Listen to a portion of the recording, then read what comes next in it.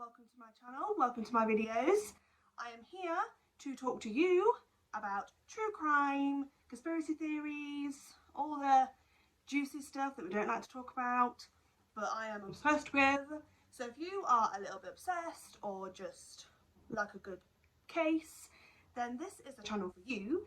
So please, please, please don't forget to subscribe to my channel, like my videos, comment, whatever, and if it goes onto Facebook, please share it, please. I know people like these videos, but nobody shares them, and it's really frustrating. I'm going to go back to the US, and I'm going to talk about the case of Dee Dee and Gypsy Blanchard. So, Dee Dee Blanchard. Who is Dee Dee Blanchard? The case of Dee Dee and Gypsy Blanchard takes place in Springfield, Missouri, and that is obviously in the United States of America, where all of the really juicy crimes come from, if we're honest. Dee Dee, also known as Claudine Blanchard, was stabbed to death by her daughter's boyfriend after an entire life of lies and abuse and medical abuse of her little girl Gypsy. And I'm just going to jump on to the fact that this case it's confusing, it's heartbreaking, it isn't nice, and I'm just going to put this out there, and if you don't agree with me, that's fine. I mean, we're humans, this is just it. This is my personal opinion of the case, and that is that Gypsy, the girl who planned to kill her mother with her boyfriend, is clearly damaged, and I think personally she's been through enough. Okay, she's been through enough, but I'll get back into that later. Dee Dee Blanchard was born in Chappaqua, Louisiana. She was born in 1967 to her parents Claude and Emma. She grew up with her entire family, and they were born and raised in the Golden Meadow part of Chappaqua, Louisiana. Okay, I don't know where any of these places are. Dee Dee was one of 6 children. As Dee Dee grew up, she was a troubled girl. She was known for lying and committing fraud and petty crimes, but she was a beautiful young lady. There was no denying that she was actually quite stunning, which ultimately led in her getting married very young. And this is where she met Rod Blanchard. There's not much about her childhood. She had a relatively normal childhood, but in her early adult years she actually became a nurse's aide, which coincidentally would help with the rest of the story, because she was an expert in being able to give medication and so on and so forth and what have you. At the age of 24, Dee Dee got pregnant with Rod, who she then married. Rod says in an interview that you can see online that the reason he married her was because she was pregnant. Okay? Families back in those days of like the 70s and the 60s, if they got pregnant, they got married. That's just the way it was, and that's exactly what they did. Their marriage wasn't great, obviously. Dee Dee wasn't a stable person, and Dee Dee was 24, as I think I've already mentioned, but Rod was actually only 17, so he was still technically a child. So he thought the right thing to do was to get married, and they got married, and then they had little Gypsy Rose. Gypsy Rose was born in July of 1991, that we know of, okay? I'll get into that later, but we think that the professional records say that she was born in July of 1991. After Gypsy was born, obviously Dee Dee and Rod managed to live for a little while as a married couple, but ultimately they did end up getting divorced. Rod has done a lot of interviews since the case has become public, and he just said that it just wasn't a good marriage. He shouldn't have married her in the first place, are actually the words that he said. So when they got divorced, Dee Dee moved in with her family. Now this is where things start to get a little bit complicated for Gypsy, okay? Dee Dee claimed that when Gypsy was 3 months old, she had sleep apnea. And the only reason I laugh is because she's a baby. Can babies have sleep apnea? And this is when many of Gypsy's hospital appointments started. And during her lifetime, she would be in the hospital hundreds, possibly thousands of times for different ailments that Dee Dee claimed that she had. Rod was obviously told about all the health conditions that Gypsy had. He was utterly convinced by Dee Dee, and Dee Dee was utterly convinced that there was something wrong with her child and that nobody would listen to her. So some time passes, Dee Dee and Gypsy are living with Dee Dee's mother, and it's okay. Gypsy's mother is obviously overprotective. That's just what she thinks it is. That's what the rest of the family think it is. She's just an overprotective mother and she wants to keep her daughters safe. When Gypsy turned either 7 or 8, she was involved in a minor road traffic accident on the back of a motorbike that she was on with her grandfather. And when I say minor, I mean minor. Gypsy left the accident with probably a graze on her arm or a graze on her leg.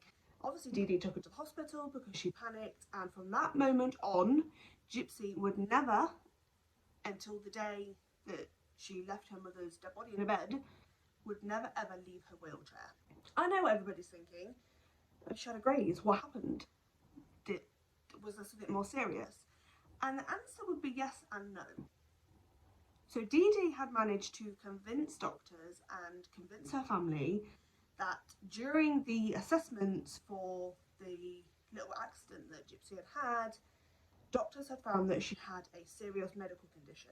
She would tell people that Gypsy had muscular dystrophy, and that is a disease that attacks your muscles, and some people can't walk because of this, and that is what Dee Dee had convinced everybody had happened to Gypsy, when in fact that wasn't true. So somewhere after this stage, and I couldn't find an exact date for this, Dee Dee and Gypsy moved out of the mother's home and moved into a flat or something along those lines in the same town, and sadly in 2005 that's when Hurricane Katrina hit, and Dee Dee and Gypsy's house was completely wiped out. Everything was gone, and because of Gypsy's disabilities and her medical needs, they were placed in a shelter in Covington for people with disabilities, and that's where they would spend the next few months. At this point, they were going to the hospital for regular checkups because Gypsy had to have a feeding tube and all these kind of things. And during one of the visits, Dee Dee told the doctor about everything that happened with Katrina. So he said that maybe the family should be moved, and he actually arranged for them to be airlifted out of Slidell, which is where they lived at the time, and relocated to Missouri. When they first moved to Missouri, they rented an apartment in Aurora, and they were still going to the hospital and keeping on top of Gypsy's medical needs. And actually in 2011, Gypsy won an award, which is the Child of the Year award, and it was given to her by the Olay Foundation, as Gypsy and Dee Dee have both become advocates for feeding tubes and the not being discriminated against because you have a feeding tube, and the fact that a lot of kids obviously need feeding tubes, and they've become very, very, very a part of this community. Based off the back of this award, Gypsy and Dee Dee both got a lot of media attention. So they were in the newspapers, they were on the news, and Habitats for Humanities actually discovered their story through the news, and they were obviously told that they'd lost their home in Katrina and they were living in temporary housing that Gypsy and Dee Dee were struggling to afford. They'd had a really, really tough life. So Habitats for Humanity decided that they would just build them a house and give them a car. Isn't that lovely? I mean, that's incredible that there are charities and organisations that can do that for people, but it's a shame that it was for the wrong people. But at the time, it was a wonderful moment, and it brought in a lot of more media attention for Gypsy and Dee Dee. As it turns out, based upon the previous media coverage, more media was then obviously brought in because everyone was in awe of these two women. Gypsy had been through so much, and she was just this smiley little thing. She was always happy, even though she was supposed to be in pain. She was always very smiley, and she had this little squeaky voice, and everybody just absolutely loved her. And they loved the fact that her mum was so wonderful to her. She didn't complain. she looked after Gypsy like a mother should do, but it seemed that they went the extra mile because they were actually friends with each other, and it was just a lovely moment. Based off of this, other charities actually wanted to help them, and they got a lot. They got money donated to them, they got vouchers, they got free flights, they even got a trip to Disney World, and they got backstage passes to a Miranda Lambert concert.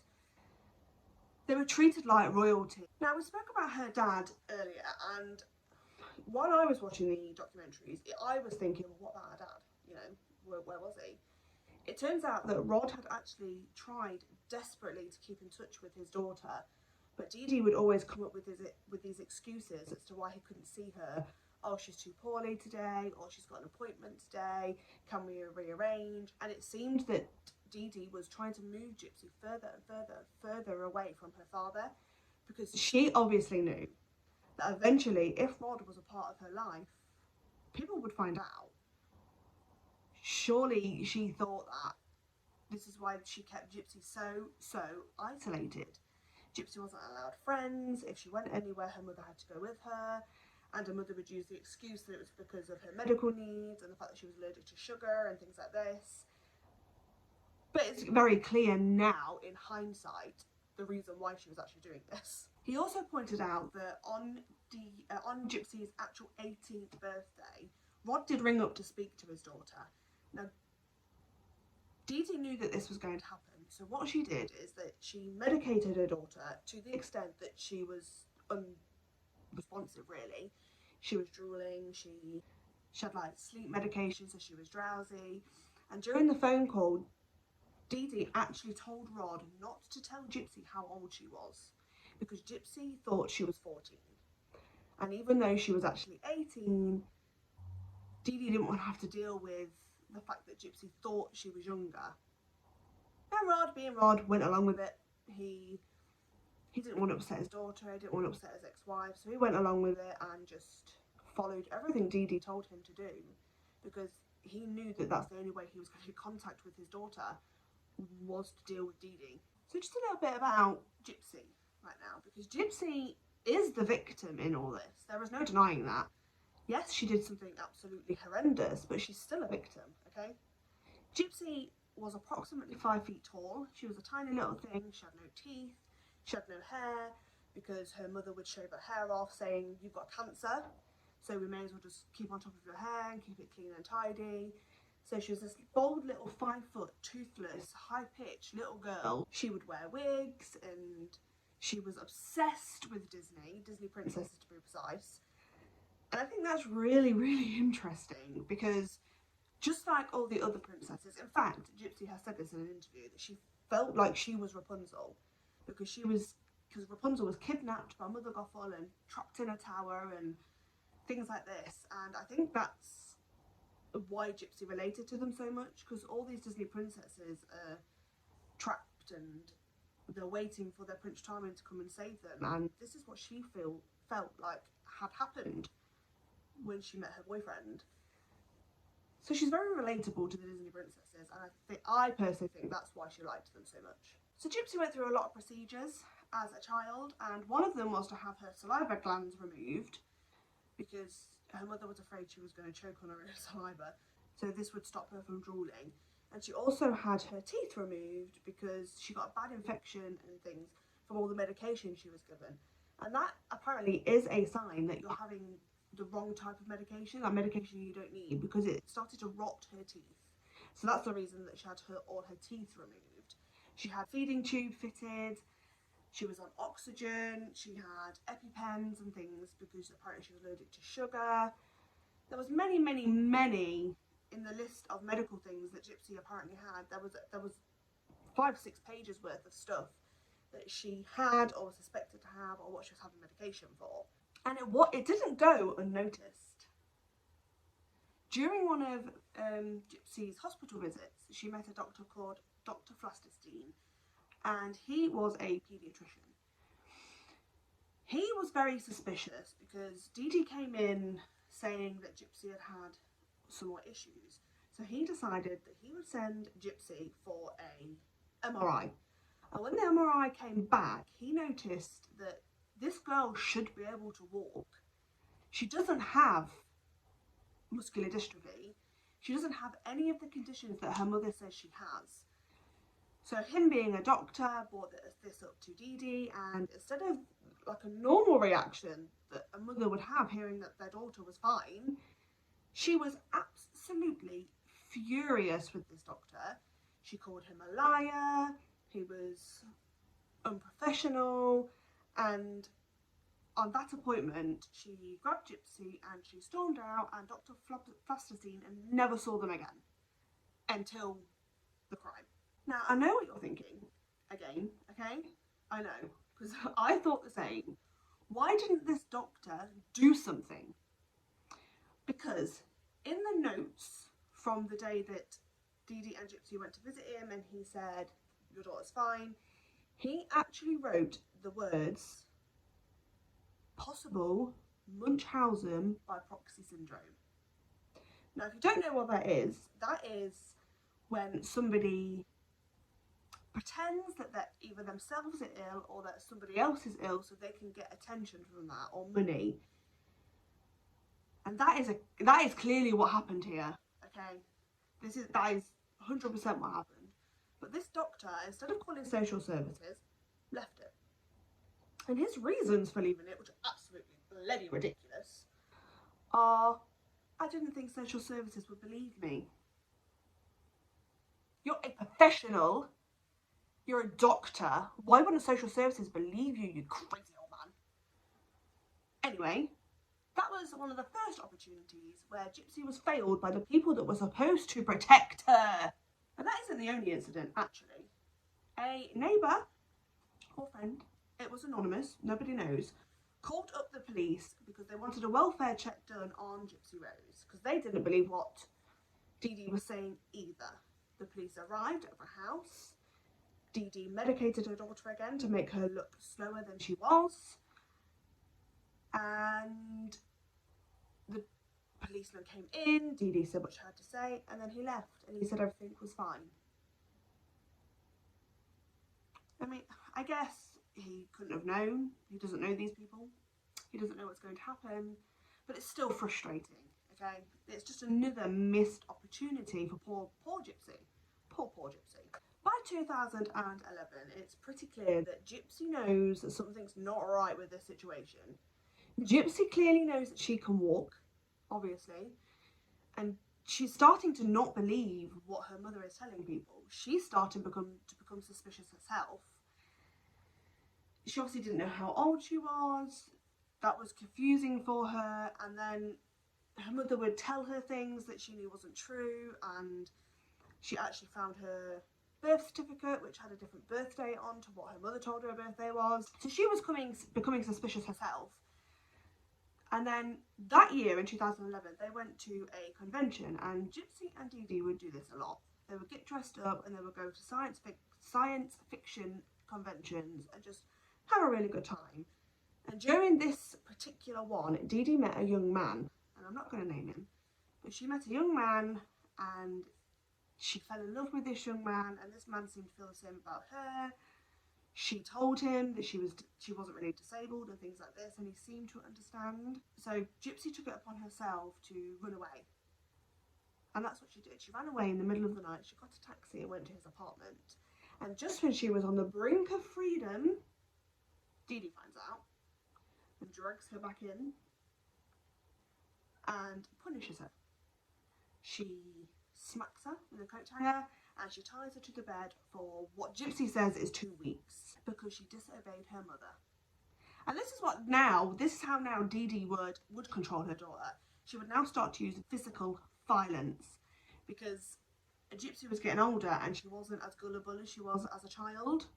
She wasn't as innocent. So Dee Dee must have known that Gypsy knew that she wasn't disabled, and she was afraid that Gypsy would tell people, so she would beat her. And she also used a form of control in terms of she told Gypsy that she, Dee Dee, had told the police that Gypsy had a mental age of a 7-year-old, and that if she ever tried to do anything like this again or ever tried to report her to the police, they wouldn't believe her.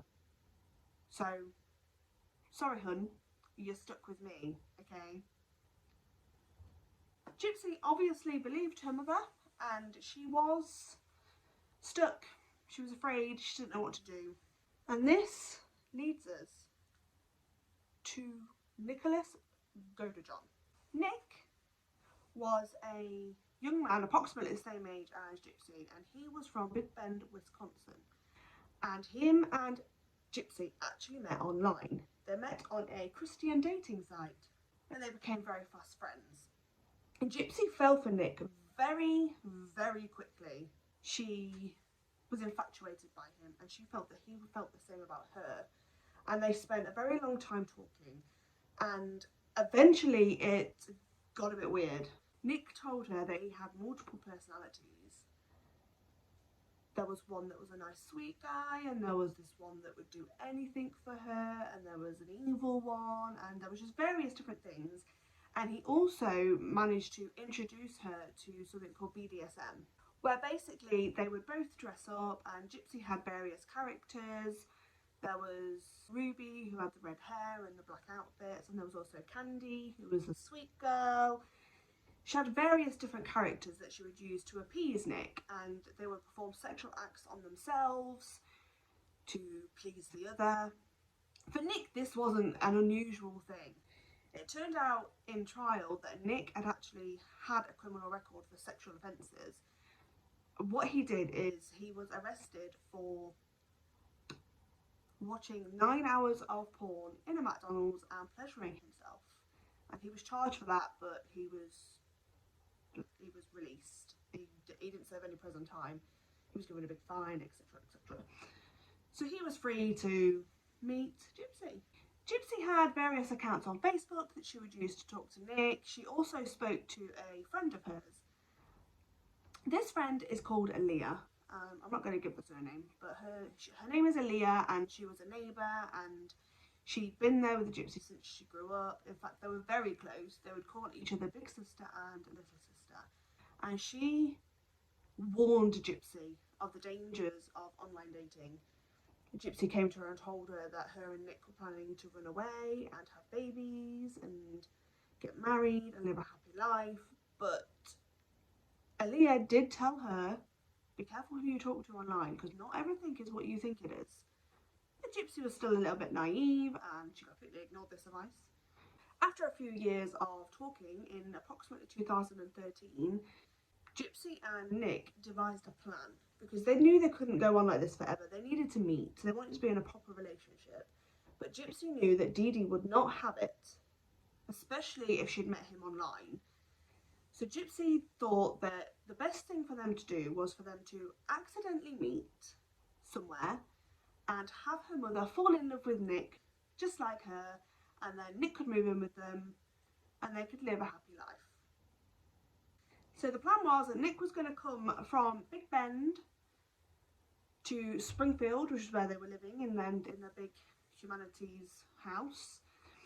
And Gypsy was going to see the film version of Cinderella, the live action version of Cinderella.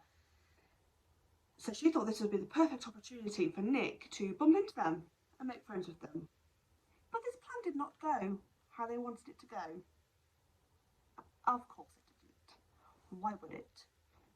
Because first of all, Dee Dee became suspicious of Nick because he was a young man dressed in black at a kids' film with no children. So he was by himself watching this kids' film. And obviously Dee Dee thought, but somehow, and no one is really clear how, Nick and Gypsy did actually manage to sneak off to the toilet and have a little bit of sexy time before they then went their separate ways. After the failed meeting at the cinema, Gypsy and Nick decided that the only way that they were going to be together is if Dee Dee was dead. That's basically what the conversation says. Gypsy says the only way that I can be with you is for Victor, which is his evil character, to come and kill my mother. Now, they spoke about this back and forth for a while, and it was actually a couple of years before Gypsy finally said that she definitely wanted her mum to be dead. It took them a while to plan it, but in June of 2015, they decided this will be the month that my mother will die. So Nick returned to Springfield. He came on a Greyhound bus. Gypsy and Dee Dee had been to a hospital appointment. They returned home. They spent some time together. They painted each other's nails. And then Dee Dee went to bed because Dee Dee wasn't well herself. She had diabetes and things. So she was very tired. So she took her sleeping medication and off she popped. And in an interview that Gypsy did, which I don't know whether I believe this or not, but Gypsy said the last thing her mother said to her is, "Please don't hurt me." I don't understand why she would say that. It's very odd. Gypsy left the door open and texted Nick to say, "Come in, but be quiet because the door's squeaky." And then when he entered the premises, Gypsy handed him some tape, a knife, and some gloves so he could go and do it. And he basically did it straight on coming into their home. Gypsy went into the bathroom and covered her ears, and Nick went into the bedroom, stabbed Dee Dee a few times in her back. Gypsy said she could hear her mother screaming for her, but she was frozen on the spot. She was scared, she was sad, but I guess she was kind of happy because she was going to get away. But she didn't do anything to help her mother, and unfortunately Dee Dee did lose her life, and that is sad. Somebody still died. But that night Nick and Gypsy had sex on her bed, and they left in a taxi and stayed in a hotel for a few days. I did learn something else very interesting when I was flicking through the videos. Again, in Gypsy's interview, she said that Victor had expressed a desire to rape or have sex with Gypsy's mother. But obviously Gypsy didn't want that, so she agreed that he could have sex with her instead of having sex with her mother. And that's the reason she had sex with him in her bed the night, half an hour after her mother had been brutally stabbed. I don't know whether I believe that or not. I'll leave that to you to decide whether you believe that. I mean, it's unclear. She's the only person that's ever said that, so I don't know if that's true or not. After a few days of freedom and sexy time and things, the couple decided that they would leave, again on a Greyhound bus, and they would travel back to Big Bend and live with Nick's family for a little while. This seems like a very good plan to Gypsy, but she is very aware that she has the murder weapon in her bag. So the couple decide that just in case the bus station has metal detectors or anything like that, that they would mail the knife back to themselves at Nick's mother's house. Who comes up with a plan like that? That doesn't seem like a very good plan. Not really thought out. So they caught the Greyhound bus back to Big Bend, and they thought they were going to live a long and happy life together.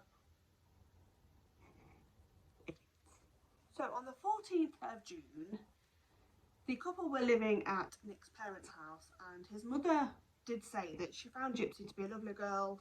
She was sweet, but when it came to speaking about her mother, she was very cagey, and Nick told his mother that Gypsy's mother was a drug addict, so she just had to get away. And his mum believed that, and she felt sorry for Gypsy, so she didn't really ask again about her family or anything, which again I find very odd. But I guess in their eyes Gypsy was basically an adult if she's the same age as Nick, so they probably didn't think anything of it, to be honest. Gypsy got inside her own head, okay? She knew that nobody had found her mother's body, and this was starting to really concern her because she didn't want her mother to rot away because she still loved her. It's her mum. So she made a very stupid plan of writing something on Facebook to try and grab people's attention so somebody would go and find her mother's body. So the first Facebook post they put on was "The bitch is dead," and that came straight from Gypsy and Dee Dee's joint account, because they had a joint account as well. And people were obviously commenting saying, "Have you been hacked? What's going on?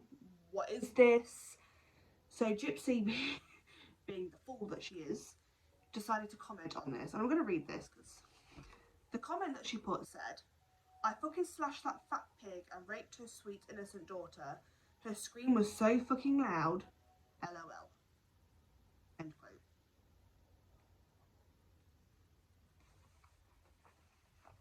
That's concerning. It's a very strange thing to write. I don't think anybody's ever asked Gypsy why she wrote that. She wanted to shock people, I guess, but it did get the reaction that Gypsy wanted. People did start to get concerned, and one of Dee Dee's friends, Kim, thought that she wanted to just go and check to see if everybody's okay. So she took her brother or her husband, one of the two, she took them with her and they drove there, and when they arrived they saw Dee Dee's car sitting in the driveway, but all the curtains were shut and the windows were covered in protective film, so you couldn't see in any way, but they could see that it was dark inside. So they got a little bit concerned. They were ringing her phone, they were knocking on the door, and nobody was answering. So at this point, Kim decided that she was going to call 911 and ask the police to come and gain entry to the house. The police did arrive quite quickly, but unfortunately there are laws in America where you can't just break into somebody's home without a warrant, even if you're concerned about their welfare. So they were waiting for a warrant that they had put through, and it was going to come quickly, but one of either Kim's brother or Kim's husband decided that he wanted to go in, so he asked the policeman if he would be done for breaking and entering if he went through a window, and they said no, you gain entry. So that's what he did. He climbed through the window, and as he was walking through, he noticed that the house was very cold. It was deadly quiet, and he could see all of Gypsy's wheelchairs, all of her medication in the house. So this actually made him more concerned. But he can't find them. Where are they? If her wheelchairs aren't with her and her medication isn't with her, she could die. So he was beside himself, but he didn't look in depth. He just kind of popped his head into rooms. I didn't see anything and left the property, and he explained to the police what he had seen. By this time, the police had actually finally received their warrant, and they broke down the door and gained entry to the home. During the search, they obviously found Dee Dee's body laying face down in bed. She had been dead for a few days. They could tell that by the decomposition of her body. They went outside and they told the friends that unfortunately Dee Dee is dead and Gypsy is missing. They don't know where Gypsy is. So Aaliyah, her friend Aaliyah, all of a sudden thought, oh my god, should I tell them about this man that Gypsy had been talking to online? In the end, she did. She told them everything, and this obviously made them very, very suspicious. So what they decided to do is they decided to check the IP address.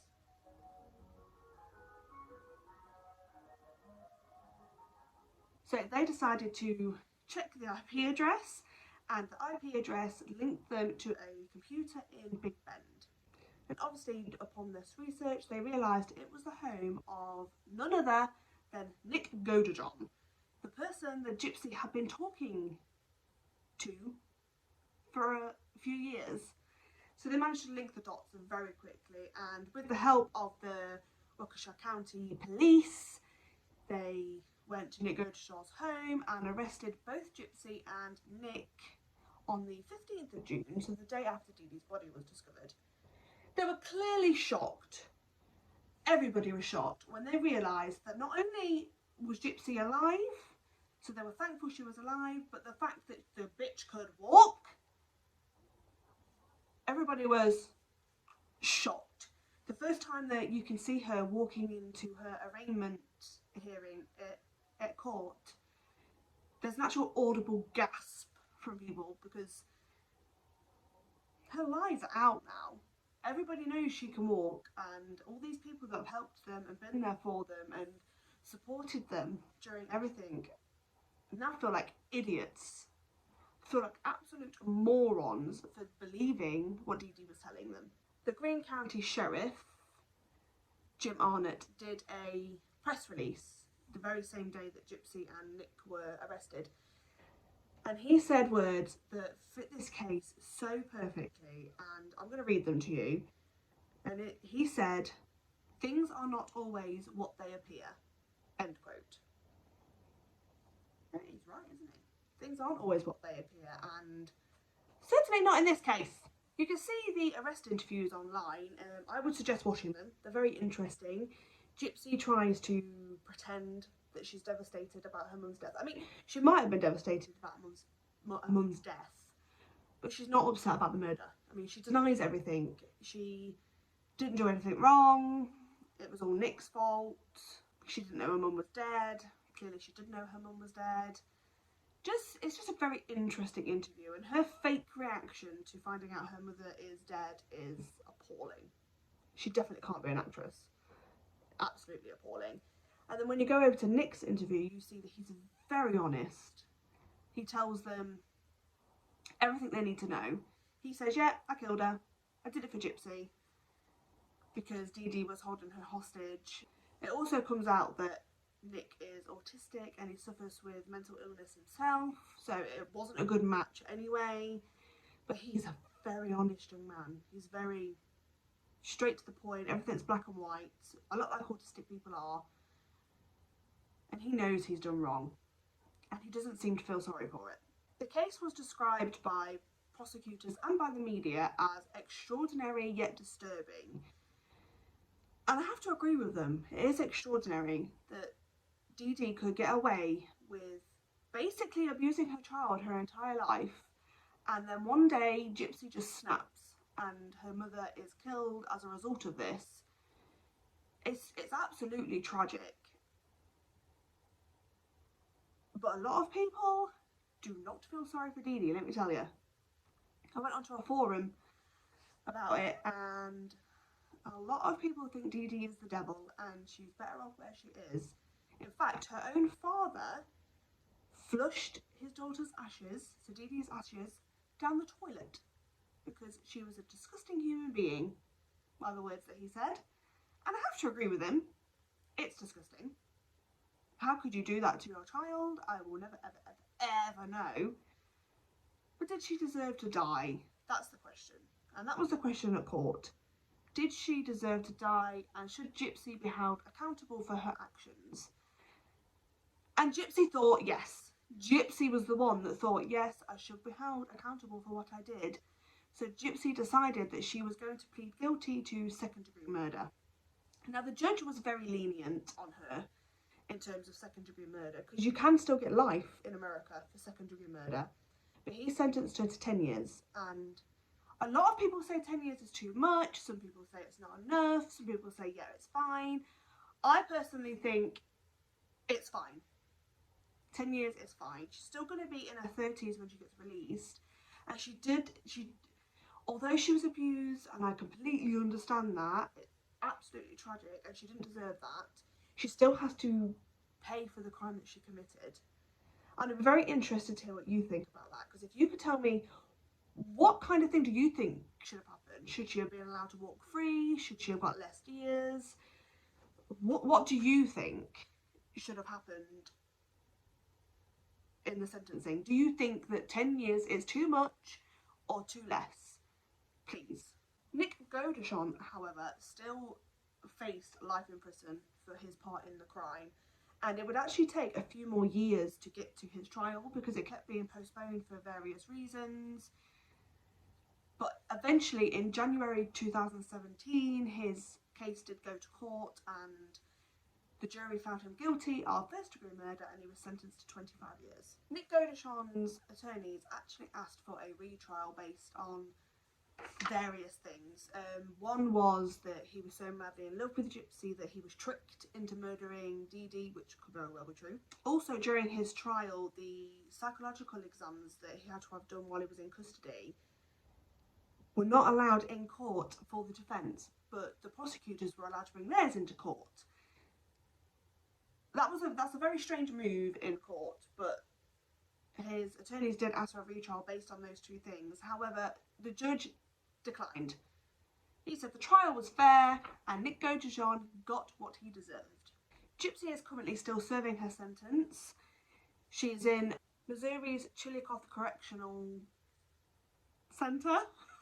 Anyway, she's there. She's serving her time. She's remorseful. But she does say that she is obviously much happier now. she can live, she feels free, and I get that. I really do get that, and you can feel it as well in her interview. You can absolutely feel how happy she is now, and I do think that that is absolutely fantastic. And she will be released very soon, I think. She can apply for parole in 2024, so it's only a few years away, and she's very excited to be released. And what's even more fantastic for Gypsy is that she now has a really incredible bond with her father and her stepmother, and they visit her as often as they can, and they tell her how much they love her, and her physical scars are all healed, where her feeding tube was taken out, things like that, that's all healed very nicely. The mental scars will never heal. She'll always be known as the girl that was abused by her mother and then ultimately got her killed. I just think this case is so tragic, so tragic.